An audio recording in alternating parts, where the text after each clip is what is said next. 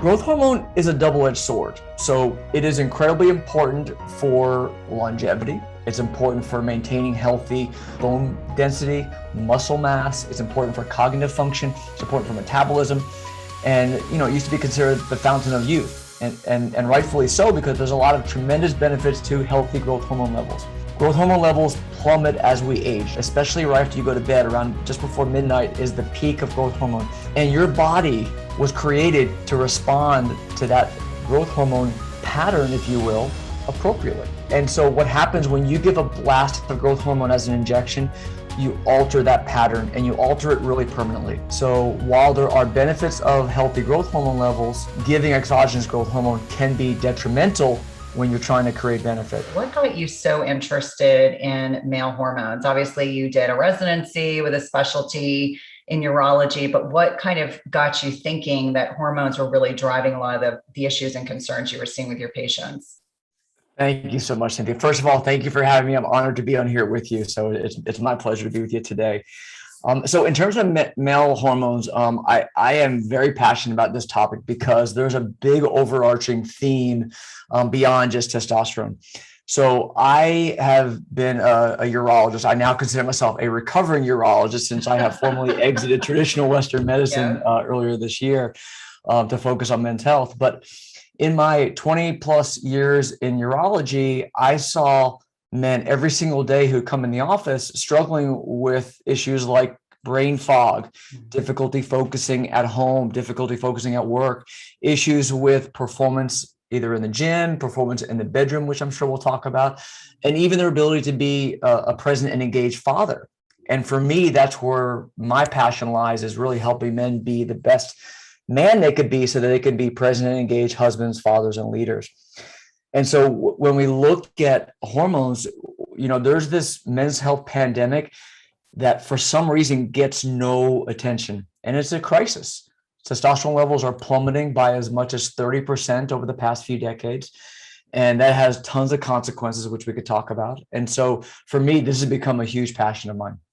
Well, I'm so glad that you are talking about it. I think in many ways, men struggle in some ways to discuss these kinds of topics and to have those open, honest conversations, because I think for women, we're kind of conditioned that from maybe teenage, early adulthood, that we are having conversations with our nurse midwife or OBGYN about female hormonal issues. And yet I feel like men in many ways, maybe until they're at a point where they're struggling with fertility issues, male factor, or they're dealing with, they need sterilization.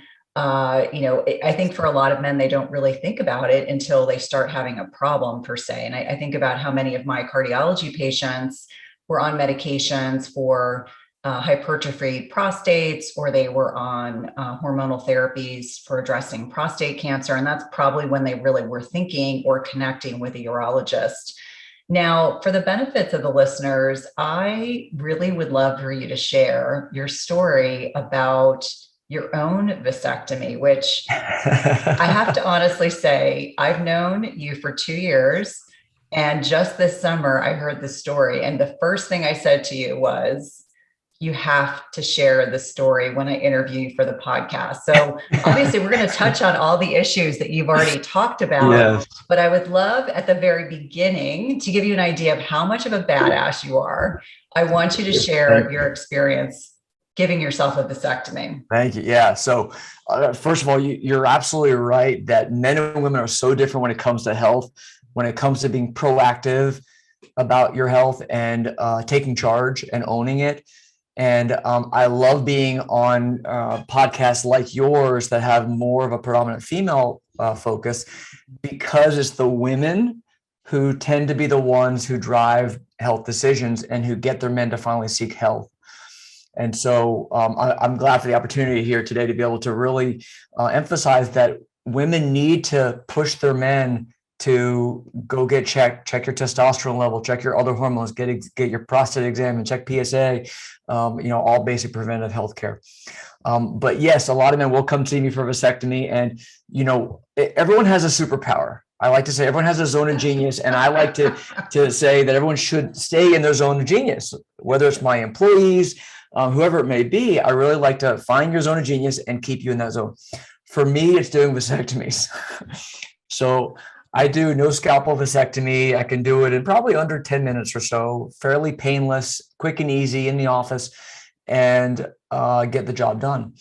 So after my wife and I had our second child, it was time for me to get my own vasectomy. And I knew that that was my superpower. And some of my partners, without being disparaging, that's not their superpower. They have other superpowers.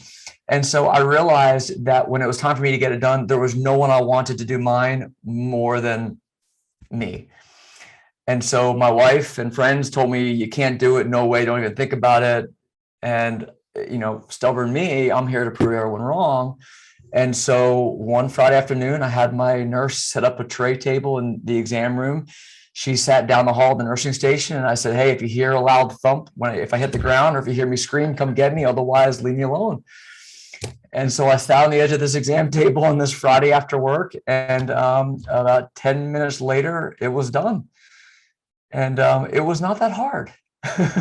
Well, I'm so impressed. And it really speaks to the fact that when you're a trained surgeon and you're a trained professional, that you can kind of take the emotion out of it and just take care of business, if you will. But I think that's one of my favorite stories you've ever shared about me. But let's pivot a little bit and talk about this epidemic with men. What is contributing to escalating issues related to low testosterone? I mean, I myself started making a long list last night, and I'm sure that you will touch on all of these, but this really is a huge issue. So whether you're a male or a female listening to the podcast right now, low testosterone has profound downstream detrimental effects for both sexes, not just men. Yeah. So let's unpack that a little bit. What do you think is the largest contributor right now to lowered or suboptimal levels of testosterone? Yeah, great question, Cynthia. So this is something that's not really discussed very often. People talk about, the Western diet's the cause of it, or poor exercise, or whatever it may be. But the biggest underlying factor for low testosterone, which is a true men's health crisis, is endocrine disruptors. So for the listeners, let me explain what this is. These are toxins, chemicals, toxicants in our environment that alter normal hormone, either production, function, or action at the receptor level. They can mimic hormones, they can block hormones, or they can alter intracellular hormone function. And so there are a number of chemicals, toxins in our environment, which we know have a direct effect on testosterone. On the food we eat, our crops are sprayed with an herbicide called atrazine, which is the most secondly commonly used herbicide behind glyphosate in the country. And several huge studies have shown that atrazine crushes testosterone. And our foods are laden with it. And if we check urine samples, there are studies that look at urine samples of humans, and we have over 20 toxin metabolites in our urine. And these toxins come in from the food that we eat, such as atrazine. They come in from our personal care products, such as deodorant and shampoo and laundry detergent and sunscreen. And they come from plastics in our food and water. So plastic water bottles, for example, have BPA and phthalates. Plastic food containers, K-cups. These plastics are leaching into our food and water. They're getting into our bodies, and our water supply systems are not being filtered properly. And so these chemicals are staying in us, and they get into our fat cells and they don't clear. Estradiol is obviously a female birth control, but I like to joke that most men are on birth control because estradiol does not get filtered by our municipal treatment centers. And so our water has estradiol at a detectable level. And so we're drinking this water and it's getting into our bodies and not clearing. And so all of these chemicals, long story short, are crushing testosterone levels. And it has a cumulative effect, and it has a transgenerational effect as well. So we know that exposures from our grandparents affected our parents, affecting us, and are going to continue to affect our children and grandchildren and so on. And so it's a massive problem that doesn't get any attention. And so I spend a lot of time with the guys I work with on how to, number one, eliminate exposures as much as we can, And number two, improve our detoxification system so that we can help our body clear those. I think it's so critically important because I can't think of anyone in the male medical space that's talking so openly. I have had the privilege of bringing on Robin O'Brien, who's shining a light on what's going on in the food industry, as well as Lara Adler, who's a toxin specialist. But I can't recall any male voices really talking about this. So thank you for the work that you're doing on so many levels. And it seems really overwhelming when someone hears this information for the first time. And I oftentimes will encourage men and women to just change one thing, one thing that you're doing that's so different. I have teenage boys. They think I'm a gigantic dork and that I'm the one that's, switching out deodorant. And I've been doing this for a long time, but we're in a new house and we've come to find that in our new city, the water here is very mineral laden. So it impacts, water that you brush your teeth with, probably not for you, but for any woman listening, you spend a lot of money on hair color and highlights and things like that. And you realize that things start to change with the differences in water. And so we have a whole house filtration system. And that's something that seems very intangible. But I think for anyone that's listening, recognizing these changes or these things we're exposed to, these toxins, whether it's personal care products, food, our environment, it is a constant onslaught throughout the day. If your house is fairly clean and then you go to a restaurant or you're traveling or you're in a hotel and all of a sudden the variables are all impacted. And I definitely think that there are individuals who are far more susceptible than others. And some of that can just be, SNPs or epigenetics or just the way that we are, our bodies are designed. Now, you touched on a concept that may be less tangible for people that are listening. So let's talk about when we talk about detoxification. And I know that I tell people, how you breathe and how you poop and pee and how your liver detoxes. But let's unpack that so that it's less intangible, because I think people just assume that it all works effortlessly. And yet you and I know that there are a lot of things that can contribute to making the detoxification process in our bodies hampered or it's burdened. And so it doesn't work quite as efficiently. Yeah, absolutely. And this is something that, interestingly is just not talked about very much, especially in the men's health community.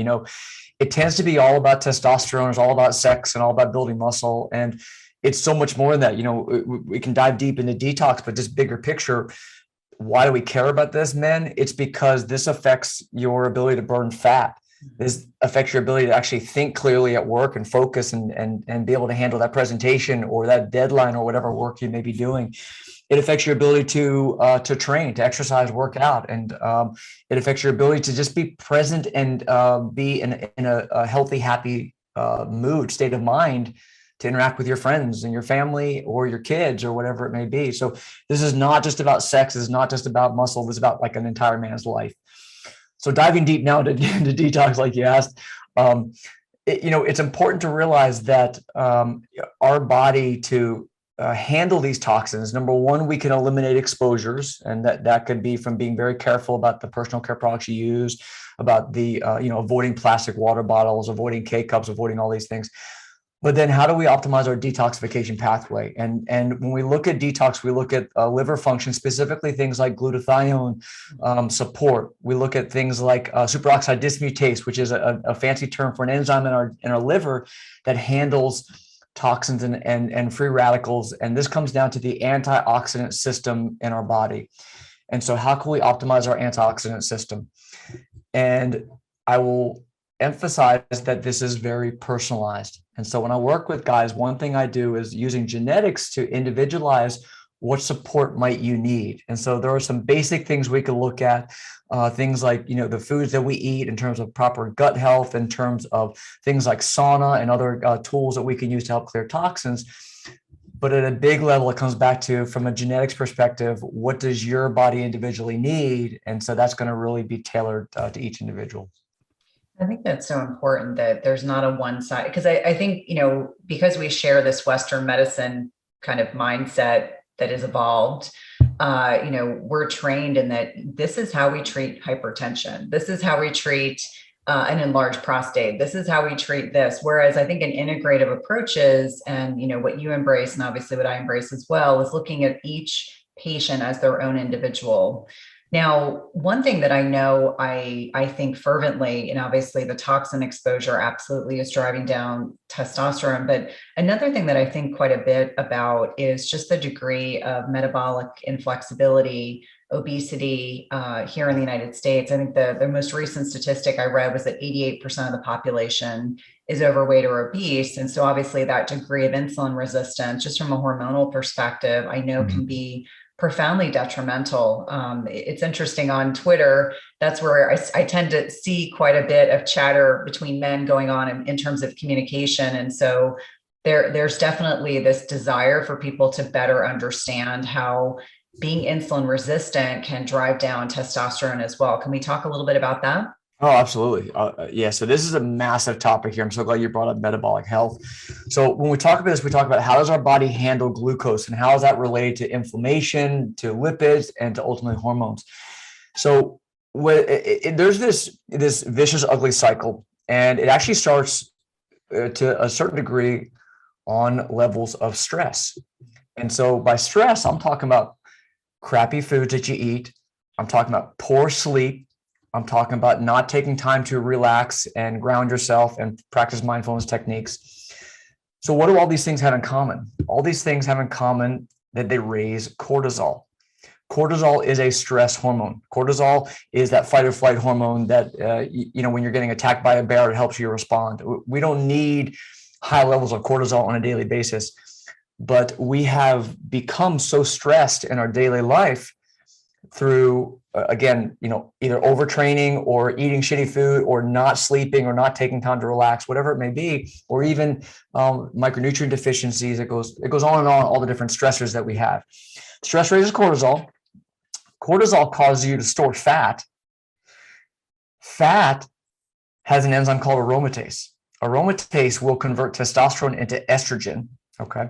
And this relates to your body's ability through insulin, your body's ability to handle glucose. And so what happens is you get your fat cells are unable to handle the elevated chronic blood sugar. Now, how do you get elevated chronic blood sugar? From cortisol. And so eventually your pancreas can't handle it. It's trying to spit out more insulin to handle the elevated blood sugar from the high cortisol. And eventually you can't handle it anymore. And it becomes a vicious cycle. And so systemic inflammation, insulin resistance, low testosterone, obesity, and increased risk of cardiovascular disease are all tightly interwoven. And this is why I love that you and I are on the same page about this, about a systems approach to health is the only way that's going to work. Just giving guys testosterone is not the answer. And so focusing on stress, focusing on proper nutrition, focusing on sleep, which is overlooked, focusing on eating the right foods, all of these are going to contribute to ultimately improving insulin sensitivity and metabolic health. I love that you really emphasize the lifestyle as medicine piece, because that's critically important. And I think for a lot of women, certainly women that listen to this podcast, they may be in perimenopause, they may be in menopause. They're curious, do I need hormones? Do I not need hormone replacement therapy? And talking to them about the fact that you may ultimately require hormonal supplementation or hormonal medication. But if we don't do all the other work, the sleep, the lifestyle piece, et cetera, it is going to make it so much harder. And unfortunately, we've conditioned our patients to ask for a medication before we ask them to do the hard work. And we've done that. I say to everyone that we've unfortunately, whether it's, the influence of the pharmaceutical industry on how we practice, but that is something that has to evolve and change because that model isn't working.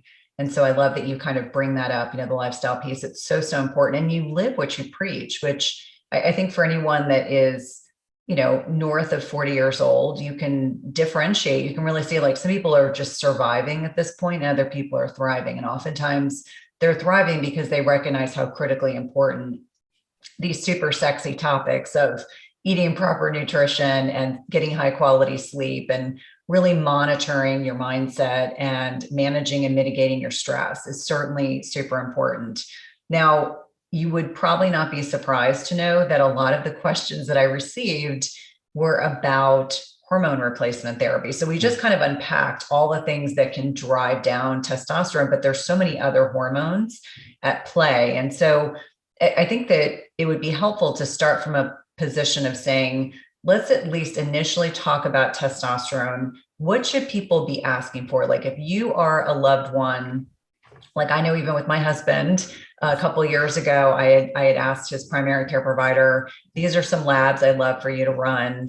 How do we test, or what is your favorite way to test for testosterone? Do you prefer to use blood? Do you integrate the use of the Dutch test in your patient population? Do you find that helpful? Yeah, great question. So I actually, short answer, I do both. So longer answer, guys come in every day and all they care about is testosterone. And so I love that we're going to dive deep into testosterone, but just a brief asterisk next to it to say that testosterone alone is not the answer, and you have to go beyond testosterone and focusing on a much bigger systems-based approach, or else you're not going to get the results that you're looking for. But to answer your question, I do both blood and Dutch-based testing, and I like them both for different reasons.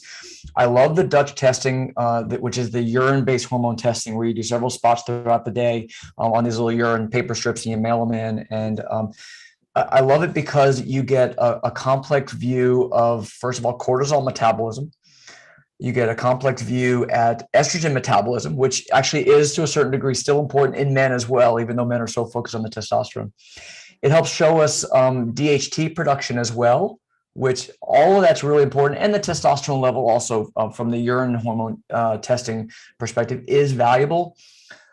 But the blood testing, and I know this goes against some functional medicine docs out there, I look at blood testing, specifically the free testosterone, as one of really the most valuable tests for me when I work with men. So when we look at blood testing, most doctors out there, all they'll do is check total testosterone.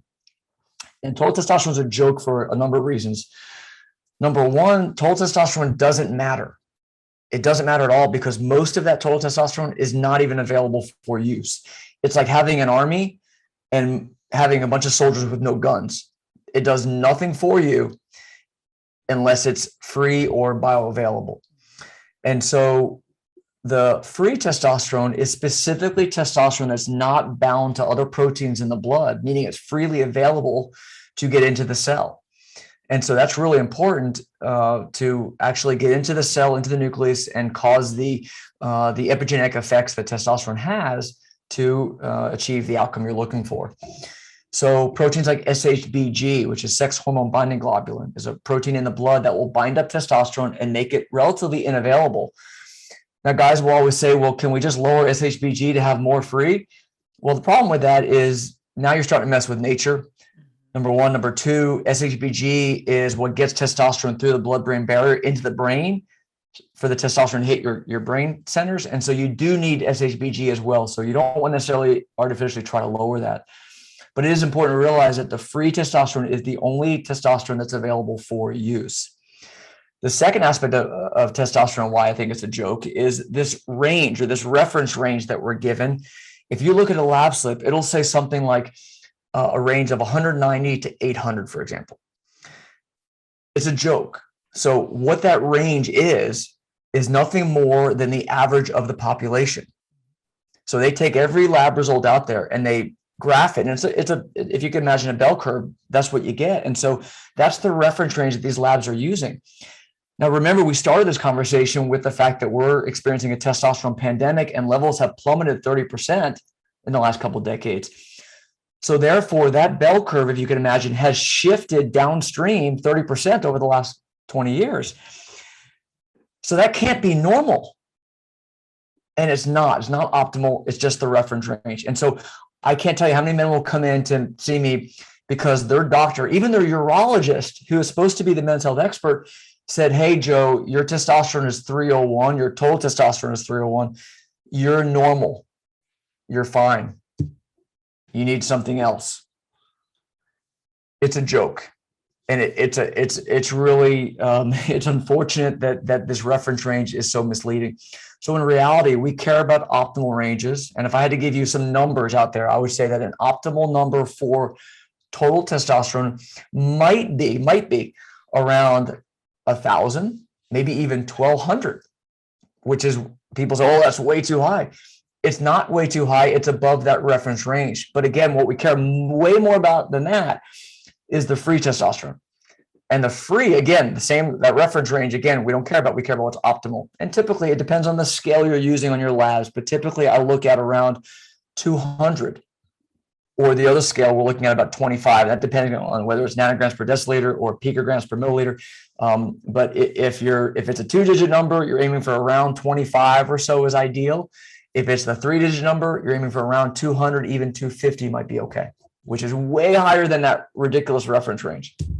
Well, and I think it really does men a disservice, because if they're being told, oh, it's not a testosterone problem, yeah, but most men, it is a testosterone problem. And what I found interesting when I was kind of looking at statistics, we know that you get a 1% annual decline in free testosterone after the age of 30. So it is a normal physiologic thing that, much like women go through menopause, men can go through andropause. Yeah. And if you've never heard of that before, it is a real thing, unless you do things to help support your body.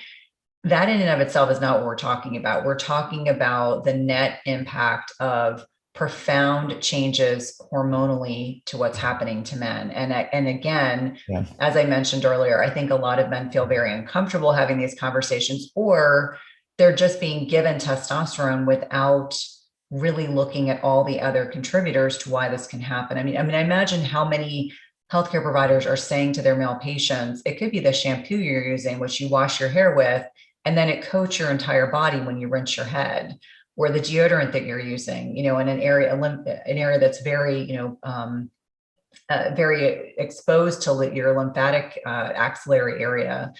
Just all the things that can contribute. So I guess it begs to question. So if someone has done all of the things, they've improved their sleep, they've cleaned up their diet, they've cleaned up their personal care products and what they're exposed to in their food. When you look at prescribing testosterone therapy, what are the currently FDA approved options that are out there for men? Because currently there are none for women, but for men, what is available conventionally? And then, let's kind of take a twist on it and talk about some of the unique ways that you look at this issue. Yeah, great question. And I want to briefly back up and just highlight what you just emphasized. It's a really important point, what you said, is that testosterone levels decline by about 1% a year after the age of 40. And so we definitely see this andropause situation that you're describing. But what's more important than that is the fact that there were 3 studies, a US, Sweden, and a Finland study. All 3 studies show the exact same thing. And that is, over the last 20 years, we're seeing a dramatic precipitous decline by over 20%, free testosterone by over 40%, age for age. So what that means is a 50-year-old guy today has a testosterone level that's 20 to 30% lower than a 50-year-old guy 20 years ago. So we're seeing both. We're seeing year by year, but we're also seeing over time, age-matched populations are having a dramatic decline. But to answer your question, what do we do? So we have low testosterone. How do we handle it? So obviously, there's a lot of lifestyle work that we can do. We can focus on sleep. Studies have shown that one night of sleep deprivation can lower your testosterone by 50%, 50%. Amazing. Stress. Again, chronic stress raises cortisol. Cortisol crushes testosterone. It causes promotion of fat, which creates the conversion of testosterone to estrogen, which makes testosterone come down even further. We know that crappy food can cause low testosterone, diet high in refined processed packaged foods, vegetable oils, canola, sunflower, safflower oil. We know that eating a too low fat of a diet that has not enough fat in it, is actually harmful as well, because testosterone is created ultimately from cholesterol. The steroid pathway starts with cholesterol and then goes to pregnenolone, and then ultimately you form testosterone. And so nutrition can have a huge effect. We talked about detox. We can look at micronutrients. Zinc and magnesium and B vitamins are certainly important for testosterone production. So there are all these things that we can do. Strength training. I forgot to mention fitness. So strength training can have a dramatic effect on testosterone. I see a lot of guys who do too much endurance training, which can actually be harmful for testosterone. That takes a lot. Now we're talking about, running marathons, but suffice it to say that the right type of exercise is important as well. So there's a lot of work around lifestyle that I focus on primarily as a way to improve testosterone levels, whether it's some supplementation, whether it's altering fitness, altering lifestyle, sleep, stress, nutrition. A lot of that, however, is based on genetics. And so every guy I work with, we like to start with your genetic blueprint to understand what should you be eating and not eating. What kind of micronutrients might you have risk for deficiencies? How can we improve your detox? What genes might you have related to sleep that might be altering your sleep quality? And so I look at genetics and I look at data. So I look at wearable tech to actually track your stress levels and track your sleep and track your intake and track your activity. There you go. Yeah. Aura here, Garmin here. I'm not trying to sell them, but tracking your data is critically important. So we have all this stuff packed around the concept of non-prescription medication like treatments that we can employ to improve testosterone level. Now, put all that aside for a second. When I see a guy who comes in and his testosterone level is 200 and his free testosterone is 6, that guy's in trouble. And that low testosterone, again, increases the risk of obesity, 30% increased risk of cardiovascular disease, and early mortality. Like, we're not just talking about sex, we're talking about a man's life here. So critically important that we get that testosterone level where it needs to be. That lifestyle work is critically important. It's going to help raise that testosterone to some degree. But I get this question a lot. So if I'm at 200, can I get to 1,000 or 1,200? Can I get from a free of 6 to a free of 25 with those lifestyle maneuvers? And the honest, transparent answer is hell no. There's no way. Now, if your free is 20 and you want to get it to 25, or if your total is 800, you want to get it to 1,000, yes, those things can have a massive impact. But most guys that are dealing with testosterone levels in the toilet, they're not going to get where they need without prescription medication therapy. And so that's where we look at testosterone therapy to help that. Now, when it comes to giving testosterone, one thing to be aware of is that there's, the FDA has a black box warning label about testosterone because 2 shitty studies out there suggested that there was an increased risk of cardiovascular disease. Although we have over 100 that show 30% decreased risk, these 2 poorly designed, biased studies, which had been ripped apart by every medical community on the planet almost, showed otherwise. So the point of that is to know that if you are wanting testosterone and your level is in that ridiculous reference range, it would be off-label. Mm-hmm. And so that's really important to be aware that testosterone therapy for a man who is not hypogonadal is off-label, which is ridiculous because, again, that reference range is not optimal range. It's just the normal population. And so every guy I work with who comes in with low testosterone, and by low, I may mean his total is 600 and his free is 12. That's still low, even though you're in the middle of that bell curve. That's still low. I just want to clarify that testosterone therapy for that man is off-label. That's so sad. But he needs it. It's important, and he needs it. Yeah. So sorry, I know that was a long-winded answer to your question.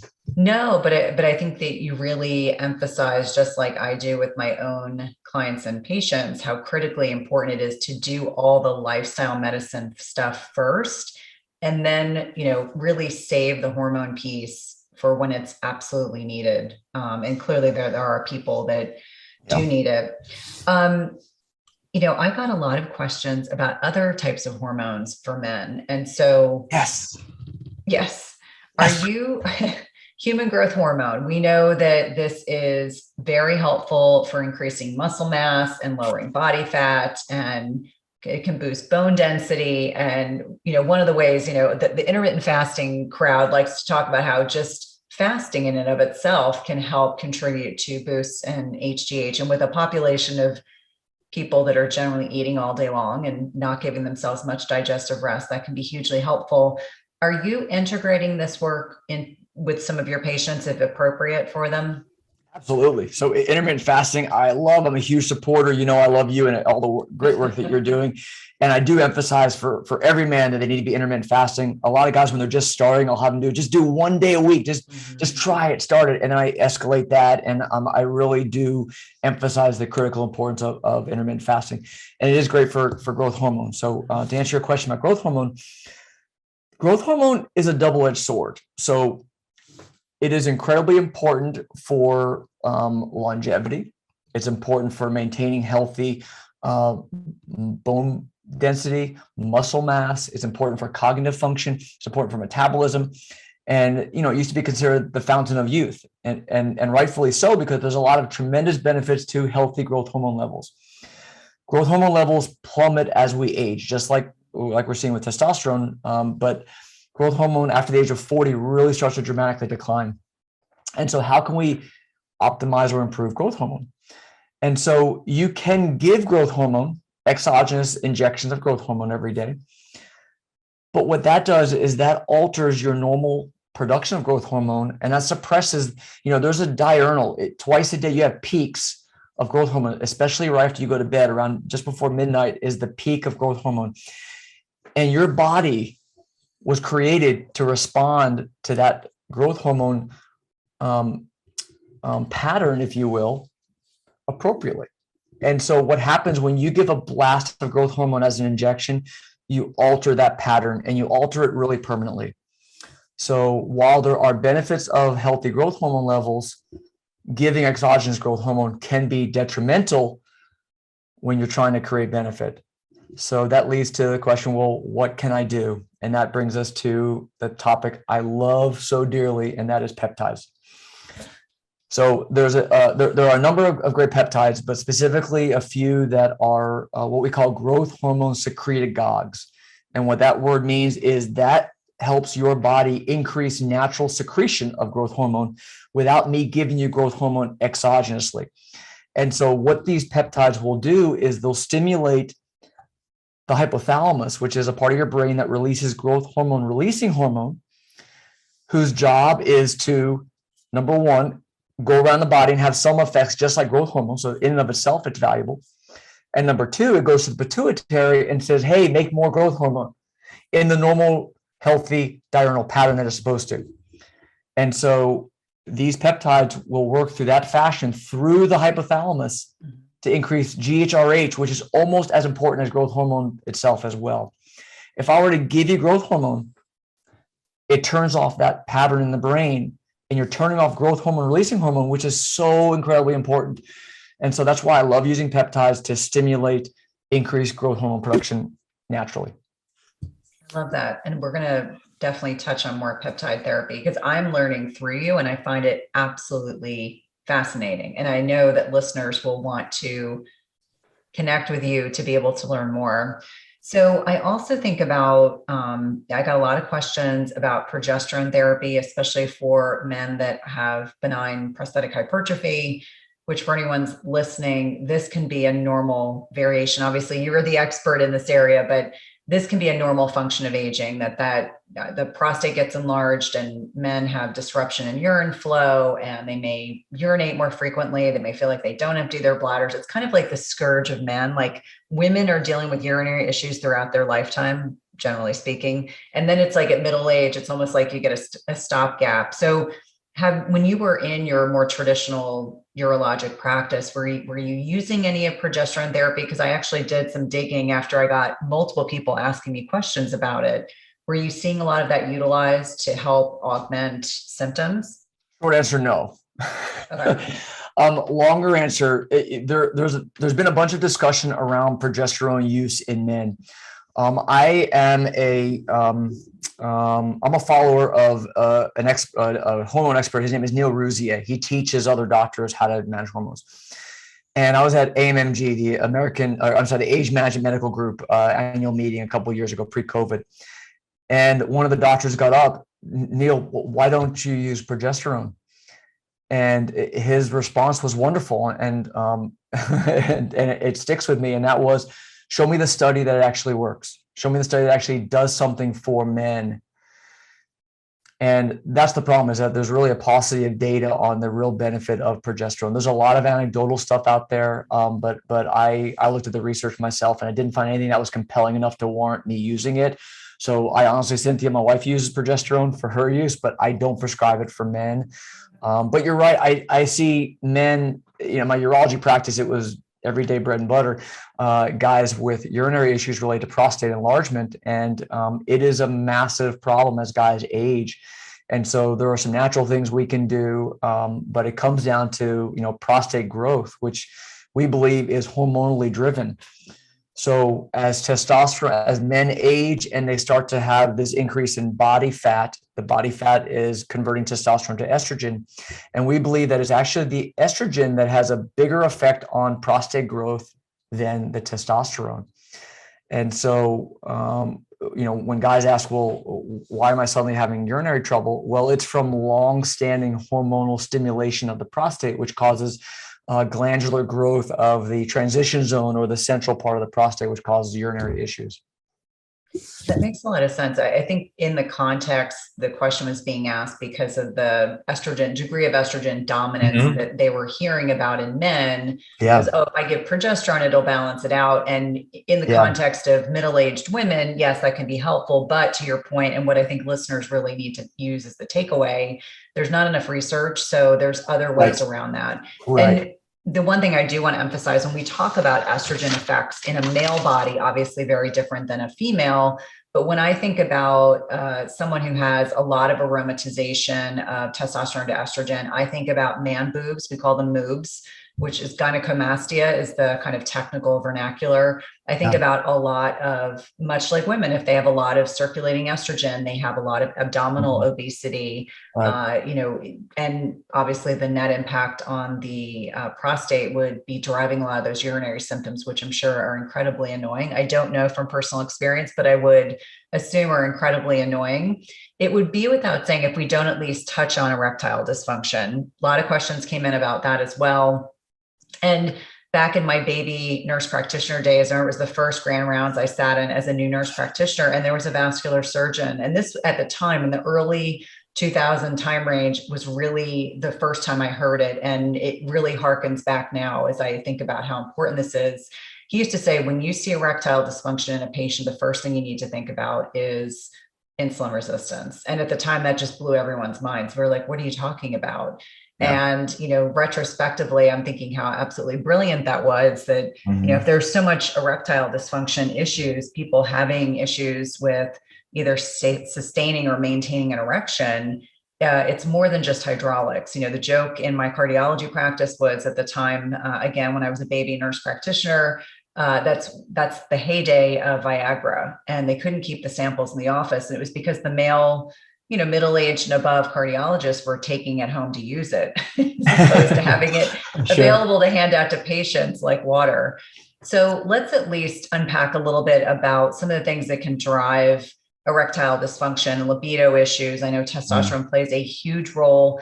And the other little caveat that I want to tack into that is it a midlife crisis, or is this andropause that exacerbates all these symptoms? Yeah. Oh, thanks. I love it. And I want to go back to estrogen if we can also, because there's so much to unpack around estrogen as well, because it's all related. In men, for some reason, estrogen is demonized and we're made to believe that estrogen is bad, and because it causes man boobs, like everything, like you said. But I think it's important to point out, whether it comes to erectile dysfunction or whether it comes to body fat or whatever it may be, it's the ratio of the two. And so when I see guys who come in with they're obese, cardiovascular disease, they have the man boobs, what we see in those situations is high estrogen in correlation with testosterone. And progesterone is not going to help that. What helps that is actually testosterone.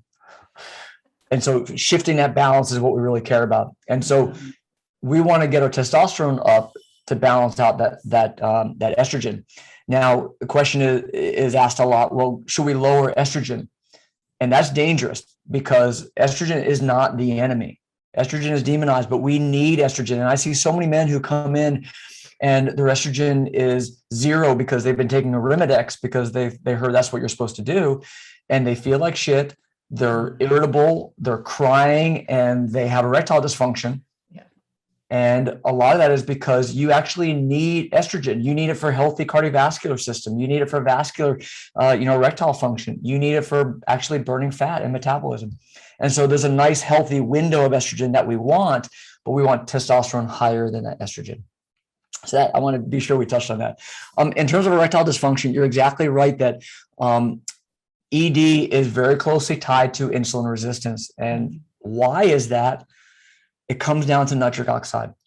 So when you are insulin resistant, your vascular endothelium does not release that critically important molecule called nitric oxide. So nitric oxide is the molecule that causes what? Vasodilation. It relaxes blood flow. It relaxes the blood vessel to improve blood flow. And so when you have insulin resistance, the primary negative effect that causes to affect sexual function is loss of normal secretion of nitric oxide. And so that's why your cardiology attending was so emphatic about that. So especially younger men in their 40s, I see all the time come in with issues with low testosterone and ED. The first thing you got to think about is cardiovascular health, because all that vascular system with insulin resistance, with chronic inflammation and low hormones, they're all intimately tied together. Absolutely. And it became a running joke that there were never samples to give out to patients. Nice to say, very lovingly in my, baby nurse practitioner voice, looking at all these middle-aged docs. I would say, can't we leave some for the patients? Because they're the ones that actually genuinely, these are cardiovascular patients who genuinely need this. Now, before we tie back to peptide therapy, you kind of mentioned biohacking, which is one of my favorite topics to discuss.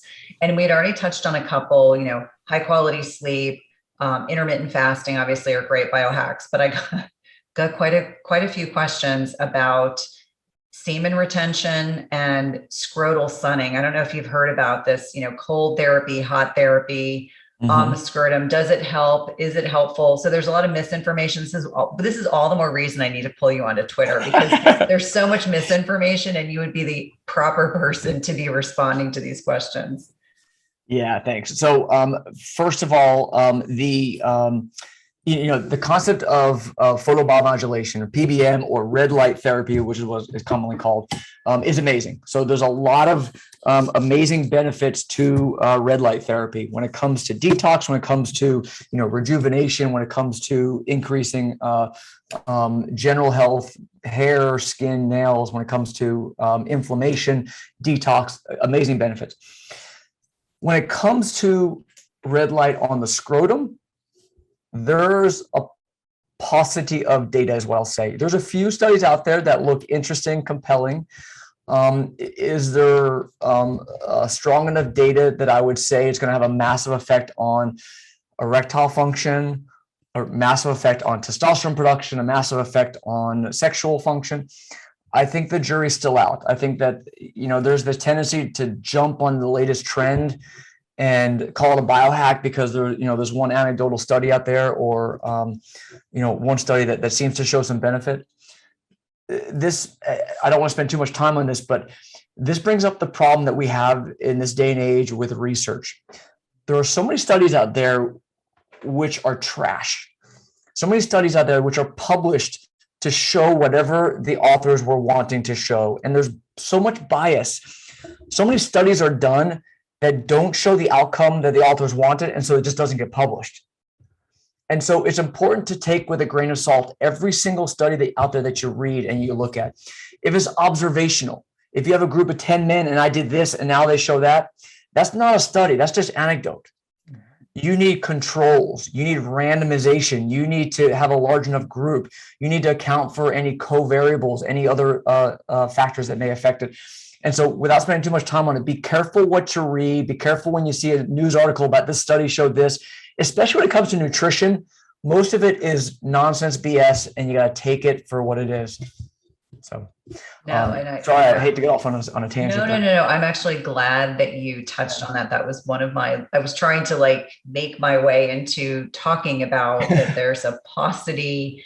There is a lot of extrapolation. There's a lot of smoke and mirrors on social media, as well as just media these days. And frankly, it's helpful for people to say, hey, if it makes you feel good and you enjoy Right. doing infrared sauna nude at your home and you feel great, that's awesome. But Yeah. if you think that it's then going to, solve all of your other issues related to low T, we're saying this is helpful for a variety of reasons, but that shouldn't be the reason why you do it. Yeah. Two last topics that I definitely want to touch on. You had mentioned peptide therapy. And so we had briefly touched on this in relation to growth hormone, but what are some of the more common reasons you will utilize peptide therapy? It's a huge topic. We could do a whole separate podcast just on peptide therapy, and hopefully I'll be able to convince you to come back to do so. But what are the more common reasons you will utilize peptide therapies with your patients that you find enormously beneficial? Sure.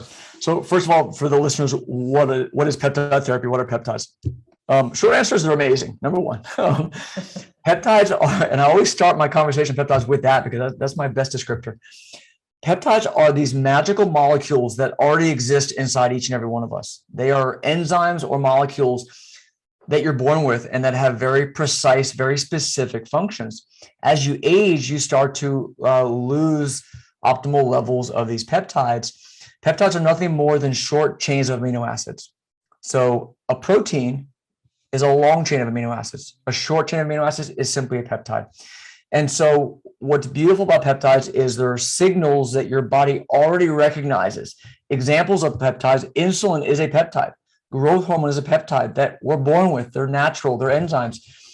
And so the first thing to be aware of is that they're natural in that sense. Yes, they're synthetically created, but they mimic exactly the amino acid sequence that our body is used to.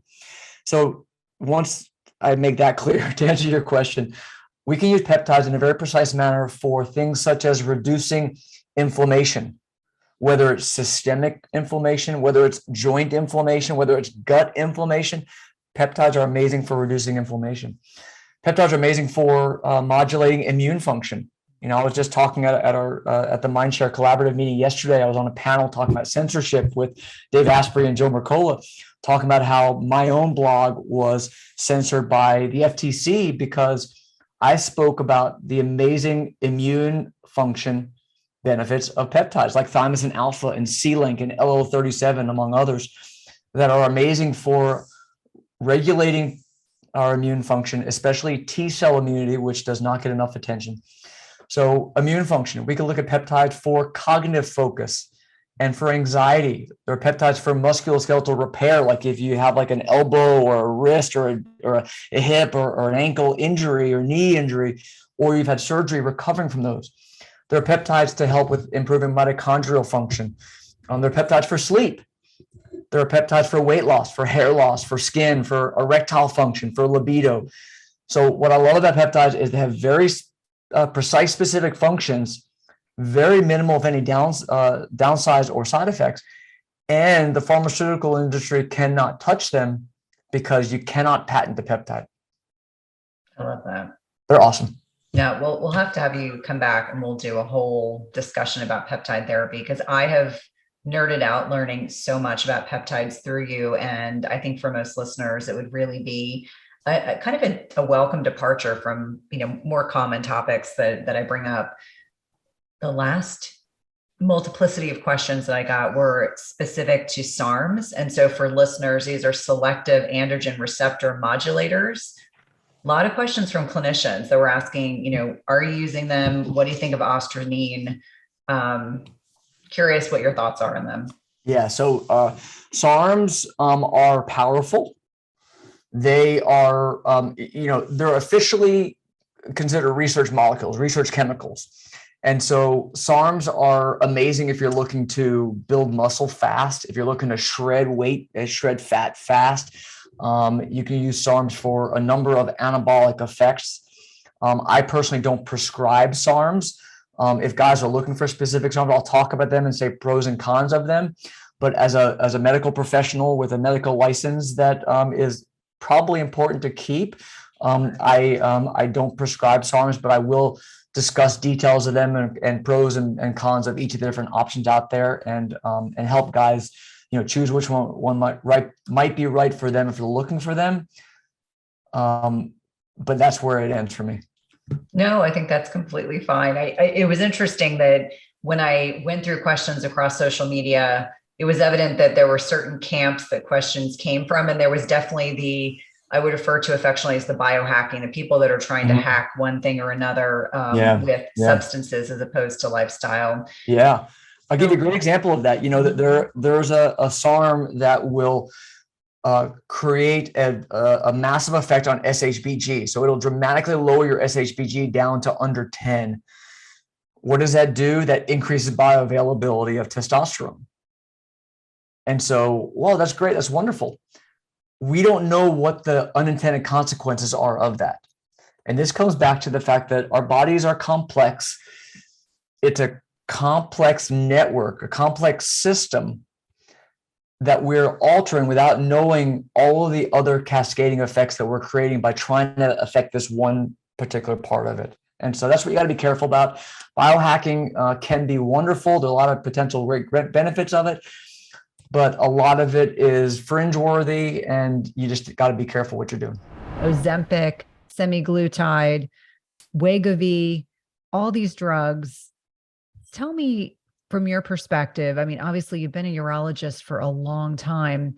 When did they kind of fall onto your radar in terms of your given patient population? And you work, and for full disclosure, you work with men, but still, when did you start utilizing these drugs, and what has been kind of the progression of using them? Are you using them with greater frequency now? I'm sure people are probably coming directly to you and asking for them. Yeah, absolutely. And first of all, thanks so much for having me on your show again today. I love you. I love all your content. You're an amazing human being. So I'm glad to be with you tonight, first of all. So at the Gapin Institute, my focus is men's health. I have a nurse practitioner who does all the women's health work. But when I work with high-performing executives, they come to me really, Cynthia, for 4 reasons. And they come to me for almost only 4 reasons. I want more energy. I want to lose weight. I want better sex. And I want to live longer. And I've doubled down on really just those 4 things. And so when guys come to me for something else, that's not really what I do. I help you have more energy, lose weight, have better sex, and live longer. And those are the biggest complaints that I hear men talk about. And so when it comes to the weight loss issue, and specifically we're talking about burning fat, building muscle, improving body composition is how I define it. They just say lose weight.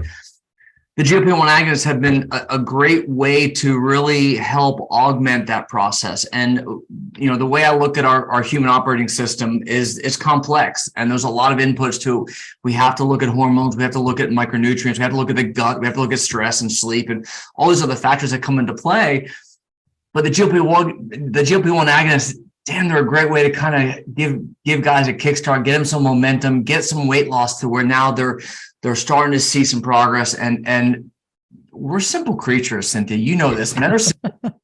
We got to see results. We got to see results quickly, or else we're not going to continue. And so it's all about, how do I show guys a big win to start that will get them motivated to make more changes? Do I think these peptides are the be all end all, and all you need is this, and you can eat like shit and not sleep and not do all the other things you need to be doing? Definitely not. But it's a great addition to everything else we do. Yeah, it's such a good point. And I think it is a very Americanized kind of focus that we want everything instantaneously. We don't want to wait 3, 6, 10, 9 months. We don't want to wait. And so I think there's been tremendous interest in these drugs. I think that as soon as the social media stars and the influencers and celebrities started using them and talking about them, I think it's brought greater awareness. Mm-hmm. And I think a really good place to start is to talk about what exactly are they.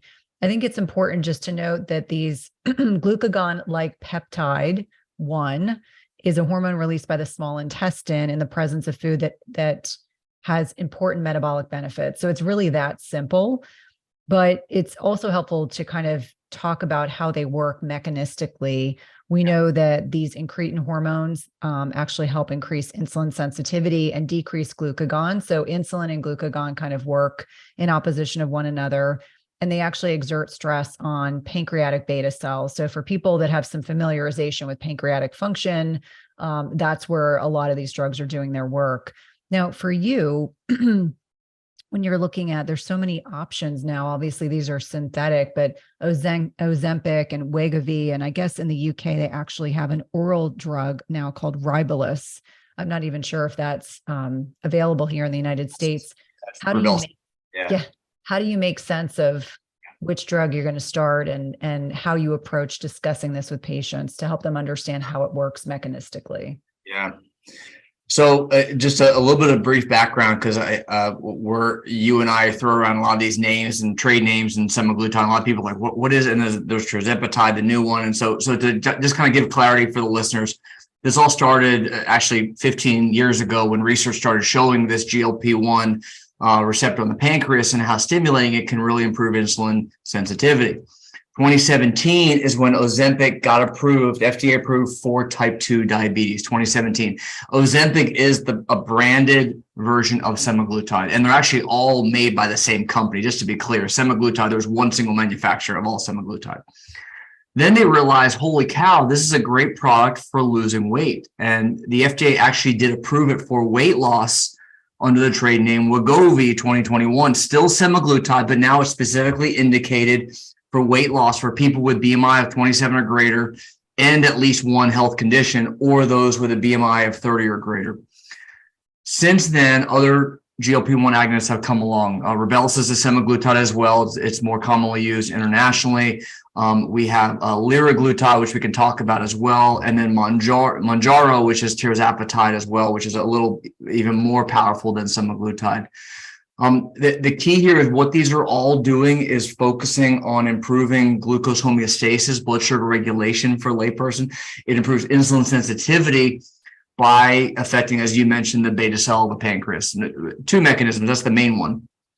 It improves blood sugar regulation without any risk for hypoglycemia. That's the key thing, is that when taking these medications, you're not going to really encounter hypoglycemia unless you mix it with another diabetes medication, then you increase that risk.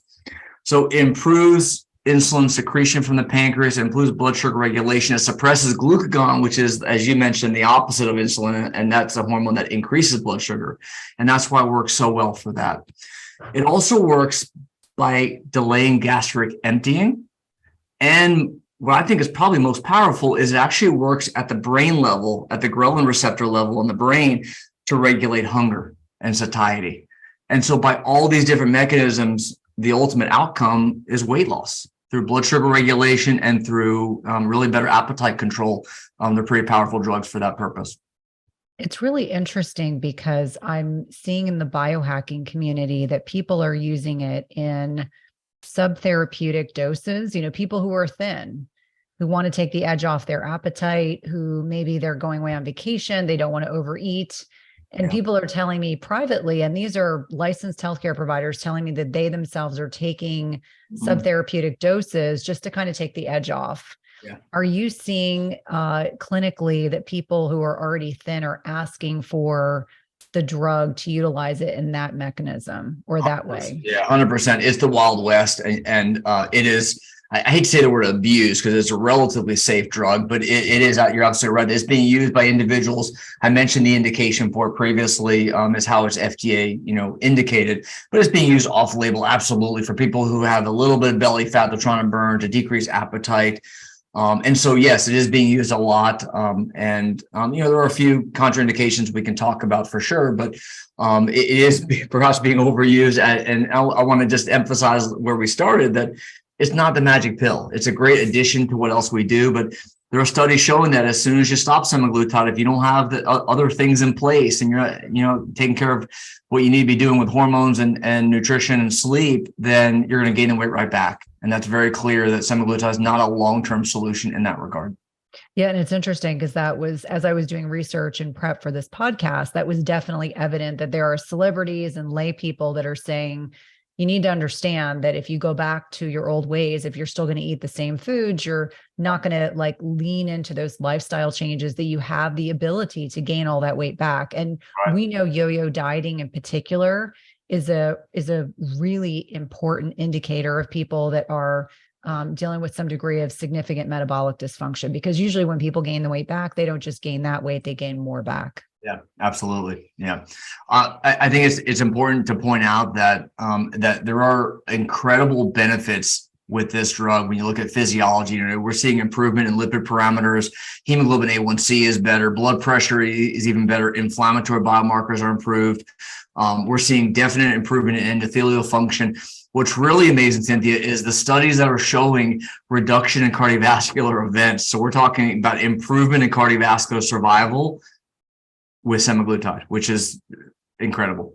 And even more so with some of the newer ones as well. Yeah. And I think that's certainly exciting. I think initially when these drugs kind of came on my radar, I didn't feel like I had enough information to really, as a clinician, be able to speak confidently about the pros and cons. And so I think it's important for people that are listening to kind of touch on the people that this drug is not appropriate for, because I found an extensive list.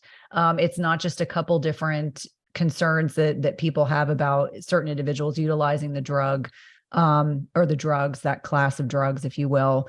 For you, what are some of the, low-lying fruit, the things that you will say to your patients, if you have X, it is absolutely not appropriate to take this drug? Yeah.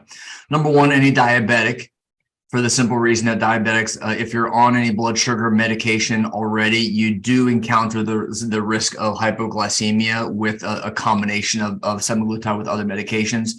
If you're pregnant, you should not be taking semaglutide. That's the big one. Any history of pancreatitis, you want to avoid semaglutide because of its effect on that beta cell. And then there's some rare things where any personal or family history of a thyroid carcinoma called medullary thyroid carcinoma, it can potentially provoke that as well.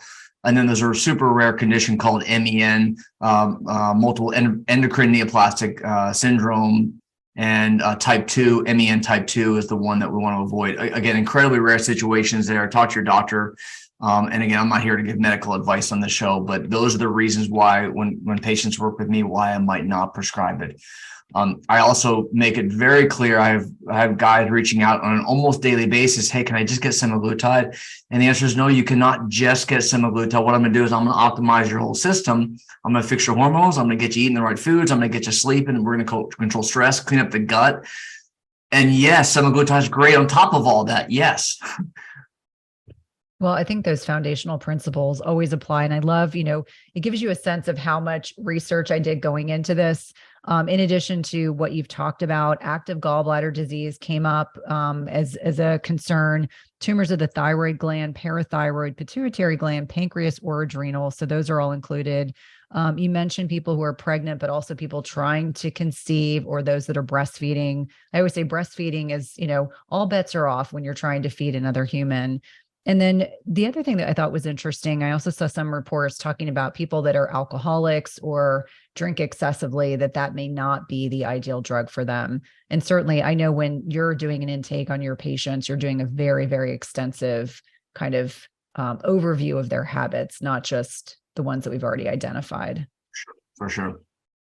Now, when we talk about semaglutide, and for purposes of this podcast, we'll just say semaglutide, and that applies to all the GLP-1 agonists, just to make things simpler.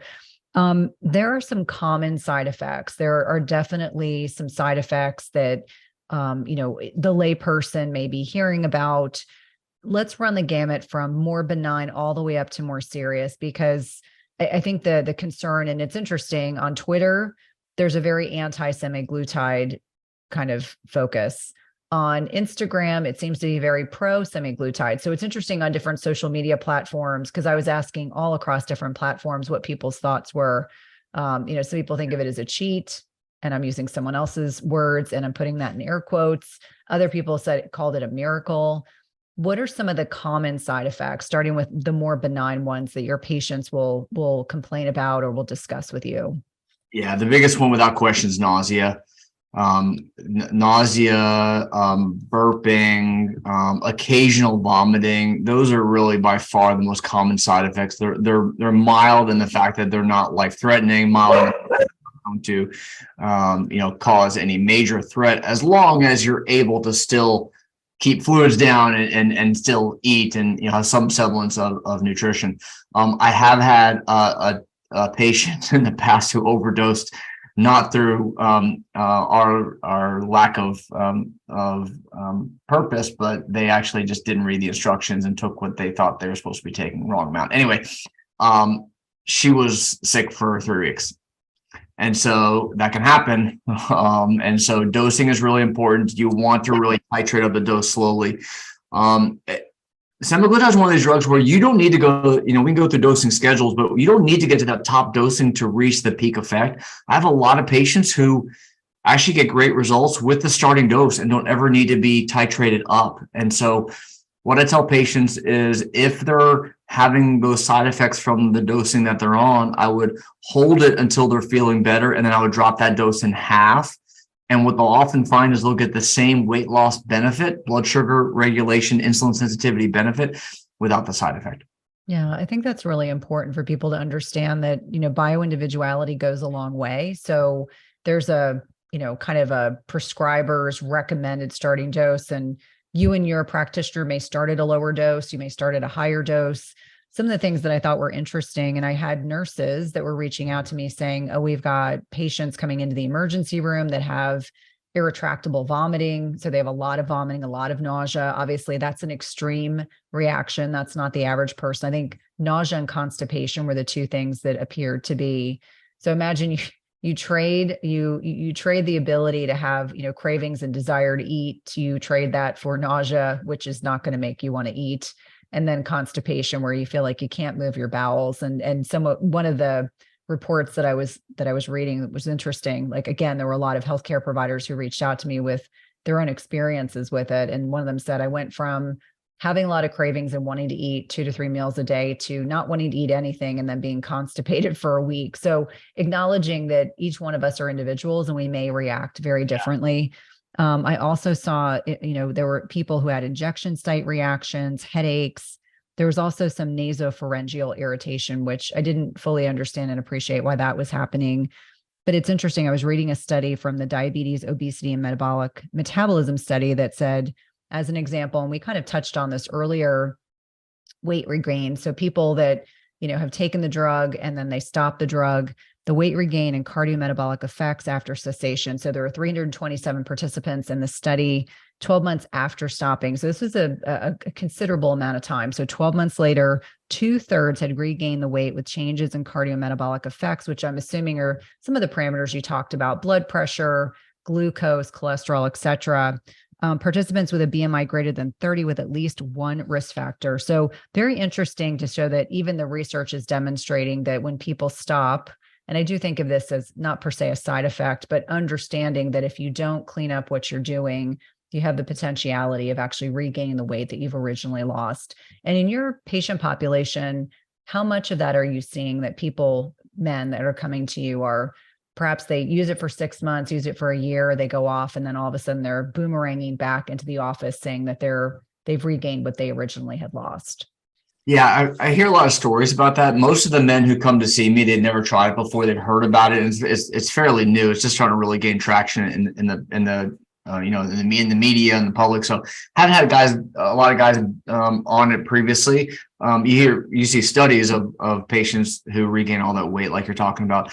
What I'll see commonly is the nausea, the occasional vomiting. I do see probably as much diarrhea as the constipation. So like you said, bioindividuality, all bets are off. Everyone's going to respond slightly differently.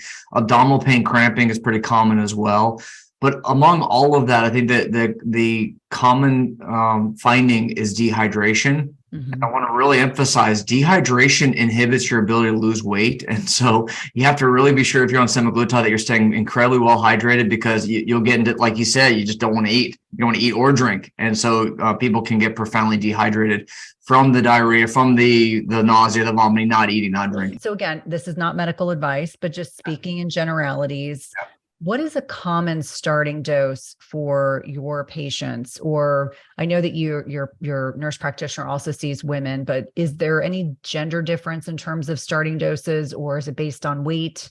How do you come to that decision? Yeah, great question. The dosing schedule is not based on weight, although I could argue that perhaps it should be. In general, the starting dose is the same among men and women, although I will be super careful if someone is petite, if they're small, just for the sheer concern in my mind that they're going to be more likely to have side effects. So that dosing typically is 0.25 milligrams to start. And that's a once a week dose. It's a sub-Q injection, so 0.25 milligrams once a week is the starting dose. And I'll tell you, Cynthia, a lot of people will get great results at that dose, and we never ever go up from there. It's incredible. So that alone can be fine.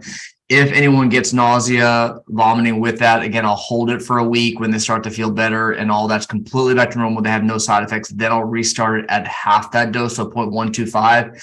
You don't need a lot of this. So the dosing schedules that we have that are out there, you go from 0.25 milligrams once a week for 4 weeks. For the next 4 weeks, you go to 0.5 milligrams once a week for 4 weeks. Then you go to 1.0, 1.25 milligrams once a week. And then it goes up to like 1.7, 2.4. I'll be honest with you, I've never had to go above 1 milligram per week. So I think it's dosed as high as 2.4, but I'm telling you, you just don't need that high of a dose. Most people stopping at point. I think I've had one patient where I've had to go above 0.5, no symptoms, no nausea, no vomiting, but no benefit, hit the 1 milligram and we saw something. Most people are going to get the benefits at 0.5 or less. Because it's interesting, I guess, in my mind, I'm thinking if someone's going from standard American diet, eating all day long, there's really a lot of benefit to cut back on the frequency of consumption. Do you have people where they start losing muscle mass because they're not able to maintain what they have because they're not eating enough food? Because I see a lot of that in the fasting space. It's always the concern I have for OMAD. Like if you're just eating 1 meal a day, how are you going to eat enough protein to be able to maintain lean muscle mass? And so I would imagine for susceptible individuals, that could be a great concern. Yeah, absolutely, Cynthia. So this goes into the concept of starvation, malnutrition. A lot of men and women will try to just simply reduce caloric intake in with the purpose of losing weight. And you know as well as I do that when you do that, you're going to lose both muscle and fat. And so that's not really the point. What you want to do is you want to build muscle, you want to be burning visceral fat. And so to do that, you still have to have fuel for the engine. The engine needs to be running. And so you have to be, it's strength training, building muscle. And that's going to help you burn fat while you're sleeping, but you got to feed it. You have to give it the micronutrients, you have to give it the macronutrients, and specifically protein. And so I tell guys, if you're not getting 40 grams of protein per meal, then you're not going to be able to build, have sustainable energy to build that muscle. And so the answer is yes. The risk with semaglutide is, again, that you just don't eat at all, don't drink water at all. And yes, you can get in that situation where either you don't lose weight because metabolism shuts down, or you're burning muscle and fat at the same time. So when I work with my clients, I'm all that data, and we use body composition tracking on a daily basis, whether it's a home digital scale or InBody or DEXA, and we follow that data. And all I care about is body muscle, lean muscle mass, and visceral fat, body fat percent. Those are the numbers that matter. True weight overall isn't really important because, as we know, body composition can vary so much. No, it definitely can. And of those metrics that you mentioned, when you're looking at body composition, I know Bod Pod is out there. I don't know after, in the crux of the pandemic, I'm sure a lot of those businesses closed. But is DEXA the most cost effective to get the most information, biggest bang for your buck? Is that your preference? So DEXA is the gold standard. I want to clarify that I love DEXA, and I wish everybody could get a DEXA, but the problem is you can't get to it. First of all, they're not everywhere. First of all, you got to get it scheduled, and it's not necessarily convenient. Is it the most accurate? 100%. What I will do is I will have guys use a bioimpedance digital scale at home on a daily basis, and we're tracking all those data points. We're tracking lean muscle mass, we're tracking visceral fat, body fat percent. And we will recognize and appreciate the fact that on a daily basis, you're going to have changes in your water balance, and you're going to have changes in what you've eaten and when you've had a bowel movement, et cetera. And so there's going to be a lot of variation. But I tell you, when you track week to week to week and look at the average over a week, you can get a lot of really valuable data that really is able to broaden or flatten that curve of all the variability you might have from day to day. And so we look at two things. We look at InBody in the office, understanding, again, there's going to be some fluctuation. But I'll tell you what, when you do enough data points on that map, you can account for variability and start to really see that trend and that curve. And that's what we're focused on. The absolute number is not as important as, are we seeing the trend in the right direction? Are we seeing a delta that's in our favor? I think that's really important for people to understand. So not only are we wanting to make sure that we are eating enough food while we're taking this medication and we're lifting weights, and then we have appropriate measurement. And this is not an excuse to be obsessive about the scale. I think that's a very, very important point I want to make that many of the women that I work with, I would say it's a small percentage that are obsessive about the scale and the number, and that, guides their entire way. They look at themselves all day long. That's not what we're talking about. We're looking at very specific metrics.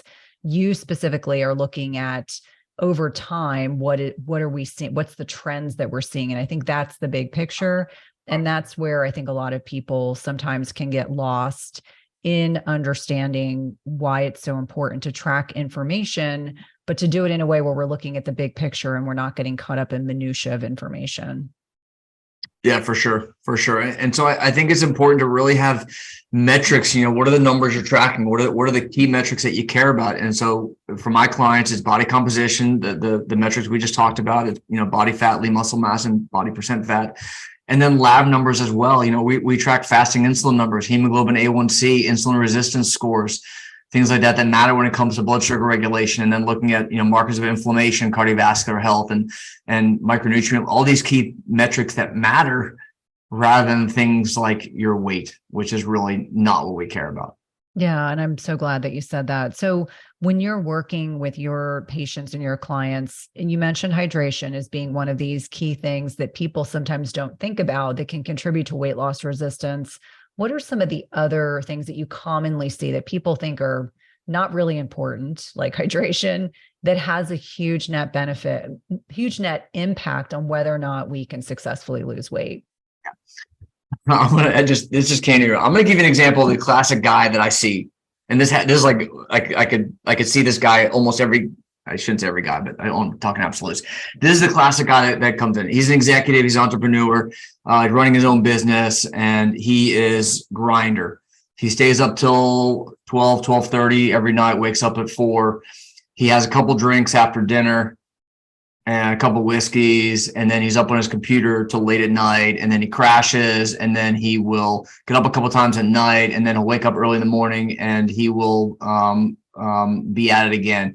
He's eating fast food on the go. He has no time for exercise, no time for time to himself. And he's let himself go. He's stressed out, worried about finances because he's trying to do this startup business, and he's still trying to support his family. His kids are in college. He's trying to pay for, the kids to go to the nicest school. And he's being pulled in 10 directions, and he's incredibly stressed. And he's taken some supplements that his buddy told him online he should be taking. And he is 35 pounds overweight. And he comes to me, he's like, "Hey doc, I just need semaglutide so I can lose my belly fat, because my wife is starting to comment on it, and I feel like she doesn't find me attractive. And so, can you just," that's where I'll hear. He'll come in asking for semaglutide for that. And so to back up and recognize all those issues that are wrong with that picture, it's, first of all, alcohol. I see so many men who suffer with the consequence of alcohol, and you don't have to be an alcoholic for this to be a problem. 2 drinks a night, guys think are nothing, but what that's doing is promoting inflammation. It's promoting insulin resistance. It is promoting storage of visceral fat. It's raising your internal cortisol stress level, and it's crushing your sleep. So alcohol is a big one. Not appreciating the value of sleep. So we know that going to bed the exact same time every night is critical for a circadian rhythm. And so when you don't pay homage to that, and when you don't really honor the value of sleep, now what you're doing is you're raising your stress level even more. And I say stress, I don't mean like psychological. I mean like our internal physiologic stress, cortisol, stress hormone. I know you've talked about this so many times before. Cortisol is going to crush your testosterone. It's going to prevent any chance of losing weight. It's going to make you store visceral fat, and is going to put you in a catabolic state, breaking down muscle, not anabolic, building muscle. And so now you're in this catabolic state because you have high cortisol, you're not sleeping, you're eating like crap, so you're giving your body the wrong fuel. And you think you're going to be able to turn all this around and lose weight and have sex and have energy? Like, it's all tied together. And so that's what we're talking about, where we have to fix all of these systems. And now, by the way, everything we just talked about has crushed your gut health. And so your gut's a mess, which then perpetuates this vicious, ugly cycle that I see in every man I work with. And so when guys are having issues with performance in the bedroom, when they're having energy problems late in the day, when they can't burn the belly fat, it's all of these things that we have to pay attention to. And there's not one single magic fix like semaglutide. Yeah. And it's interesting because I think many of these same principles apply to women, except that you add in the net impact of perimenopause and menopause. and, those shifts in sex hormones. And I think for a lot of women, it's the shifts in testosterone that have the largest net impact on body composition changes. Women will say, I don't understand why, I used to have a waist, or, I've noticed that I've got all this visceral fat that I never had before. And I have to remind them, it's a combination of the loss of estradiol, but it's also the contributing factor of this gradual decline of testosterone. And I know in past conversations, you've mentioned that many individuals just don't even realize the net impact of estrogen mimicking chemicals that we're exposed to. I know we've had a lot of conversations about water. I was like, what can screen estrogen mimicking chemicals out of our water? Because it was something I'd never really even thought of. But imagining that individuals that are out there, if you're on synthetic hormones like oral contraceptives as a woman and you urinate into the water supply, guess what? Those things don't get screened out. So we are constantly bathed and exposed to all these endocrine mimicking chemicals. And so for you, is that also part of the work that you're doing with these men, counseling them on the net impact? Because I think for a lot of guys, I've got a pretty masculine husband. And when I talk to him, sometimes his eyes will glaze over. Like he just doesn't want to hear that. There's a degree of cognitive dissonance.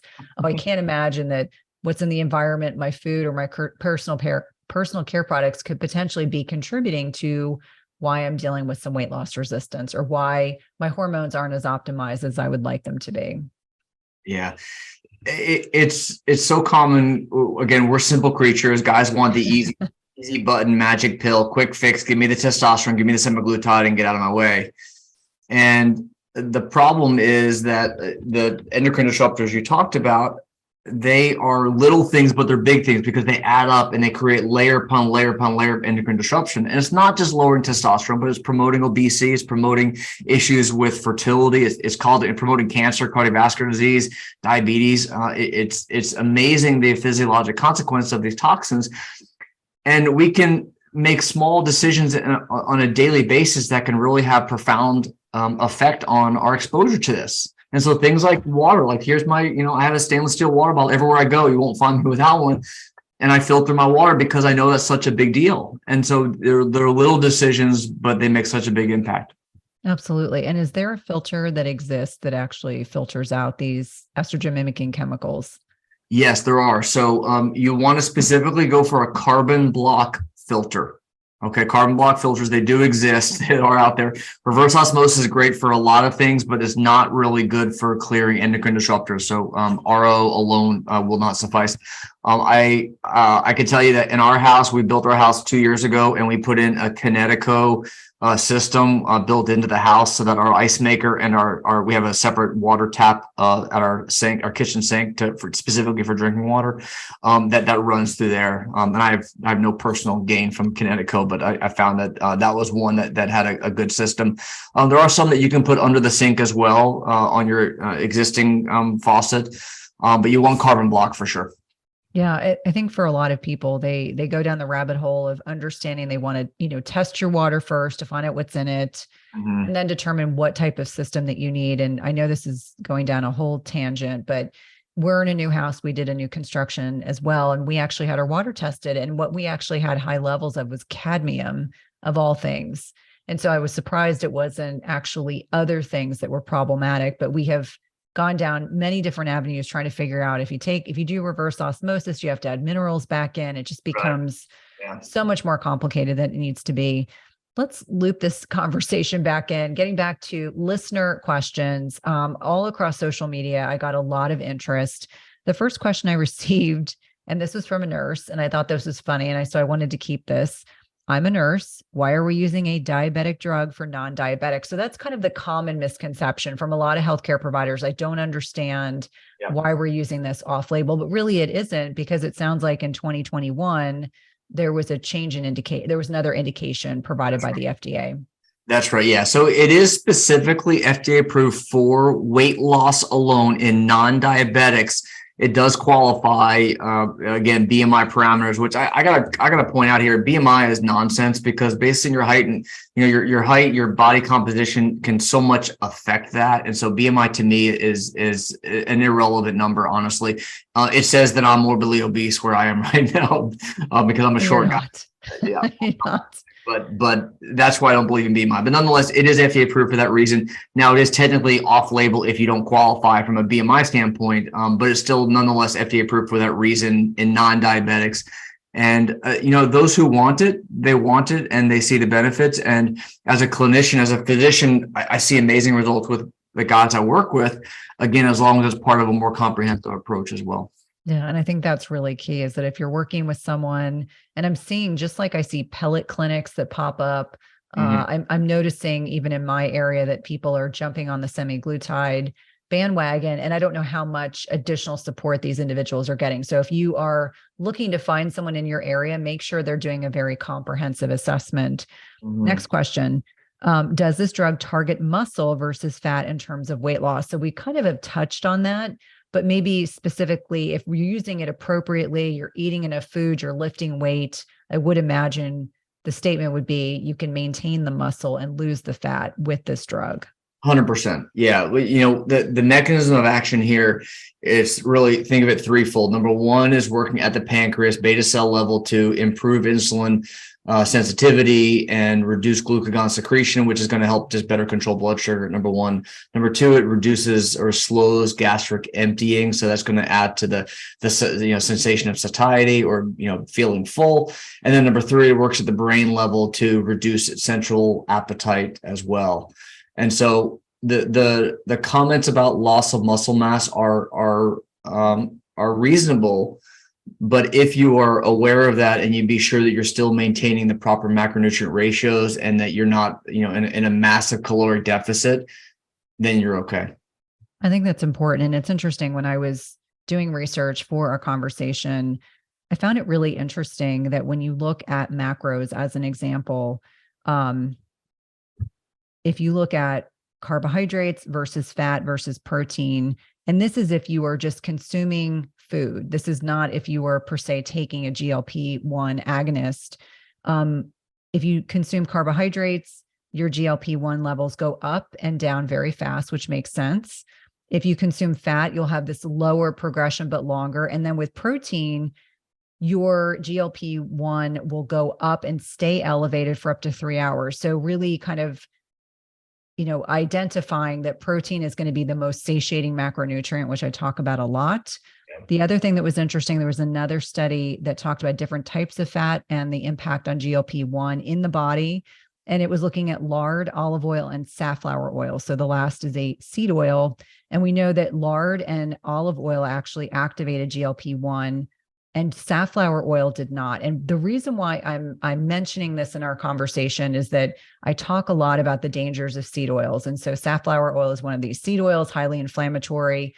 Dr. Kate Shanahan, who's been a podcast guest on this podcast before, she talks a lot about how seed oils will oftentimes lead to overeating carbohydrates, will drive inflammation and have the potential for leading to insulin resistance. And so this really speaks to the fact that endogenously in the body, our GLP-1 is largely impacted by food choices that we make, both macros and then the types of fats we're eating. So understanding that lard and olive oil had a positive impact on GLP-1 versus safflower oil did not. It did not drive these key satiety mechanisms that you were mentioning. There's this kind of 3-step process, and I would imagine really impacts brain and leptin levels. Yeah, for sure. I've heard that also with foods like avocado and nuts, and it's probably because it's against the healthy fats that are helping their eggs as well. And so I think this comes down to, again, it's a great drug. Peptide it's one of the few FDA approved peptides we have. Most of the peptides we use are not FDA approved. And so it's an amazing drug in that sense, but you just got to pay attention to these key aspects of nutrition that are important, and that they don't go away just because you're on this magic drug. Exactly. How about how long do most patients take it? Good question. It depends on the goals, on how much fat you have to lose. My goal when I talk to patients when they first start semaglutide, we'll talk about what's our expectation. And my goal is typically no longer than 6 months. My goal is to use it as a short-term 3 to 6 month window, get some weight loss going, get the momentum going that you need so that we can get you off of it. So I want to be clear that I do not expect to keep anyone on semaglutide as a long-term treatment option. It's really, in my mind, to get the momentum going, get the weight loss, and then get going from there. Now, do you have a kind of a step down approach whether, I don't know if you need to wean it or you just stop it abruptly, but when they are coming off of it, is there a stepwise approach? Are there things that you encourage them to do to ensure that they don't gain the weight back? So guys who work with me, we're fixing their hormones, we're cleaning up their gut. I have amazing functional medicine coaches who work with me as part of my team, who work with them on nutrition. We use genetics to guide all nutrition recommendations. What should you eat? What should you not eat? Macro ratios, all that kind of stuff. And so I feel like we're doing a great job of setting them up for success so that once we take that away, they don't even notice the difference. And so, yes, it is a cold turkey one day. You literally just shut it off. I think that's awesome. Now, it's interesting. I was reading about ways to increase GLP-1 naturally, because of course, listeners to this podcast are curious, what are the things I can do in my normal day-to-day that are going to positively impact these hormones in the body? And so it was interesting. I was reading that exercise actually increases these hormones and impacts the gut microbiome in a positive way. Again, we've talked a lot about adequate protein intake. So for me, I say no less than 100 grams of protein a day minimum. So 40 to 50 grams of protein in each meal. And that's conservative. I would say if you're a bigger person, if you're a 250-pound guy, you need way more than that. Have you read any other information that has suggested there's other ways to kind of modulate your incretin hormone, especially the GLP-1?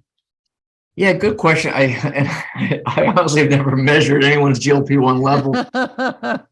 But I think this comes back to bigger picture. How do we improve insulin sensitivity? Because that's the goal here, right? I mean, weight loss is the end result, but the mechanism of action we're trying to do is improve insulin sensitivity. And so a lot of that is, in my mind, is nutrition, eating the proper macros, and that improves reducing cortisol.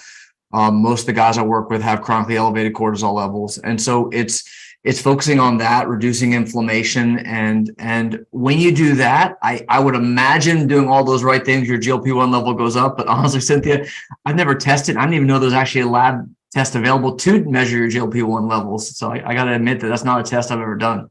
Yeah, I would imagine it's probably in a research environment, because inevitably we'll get a question, how do I measure that? Because everyone wants to measure autophagy and all these other things. I'm like, no, we can't measure them outside.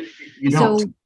So because your partner is seeing women, are there situations where you feel like women maybe have to be on a different schedule in your clinical experience? I know the nurse practitioner handles those patients, but in conversations with her, are there unique characteristics to, and I'm just going to speak to perimenopausal, menopausal women, because that's the bulk of who listens to this podcast. Yeah. Are there unique characteristics of that time in a woman's life that we have to account for a little bit differently? Yeah, I haven't seen a massive difference, other than I'll tell you, most women stay at the 0.25 dose and don't ever go up. My nurse practitioner who sees all the women tells me that she rarely ever goes above the 0.25, and she seems to get great results with that. As I mentioned, I will more often than that bump the men up because they seem to tolerate it well and they're looking for more fat loss. That's about it, though, Cynthia. I don't think there's any other major difference other than that. Well, this has been such an interesting conversation. I can't thank you enough. For listeners, you have to understand this has been such a hot topic. My team and I have been fielding so many questions that I really just have to thank you, Tracy, for coming on to help kind of facilitate the conversation, because I'm not prescribing it.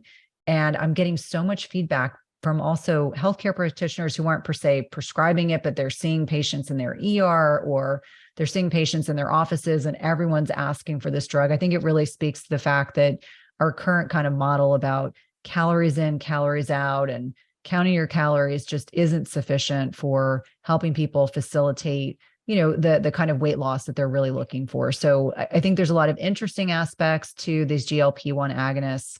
I think it also speaks to the fact that it's really about having a healthy relationship with your patient and your provider and making sure that they are accounting for your degree of bioindividuality.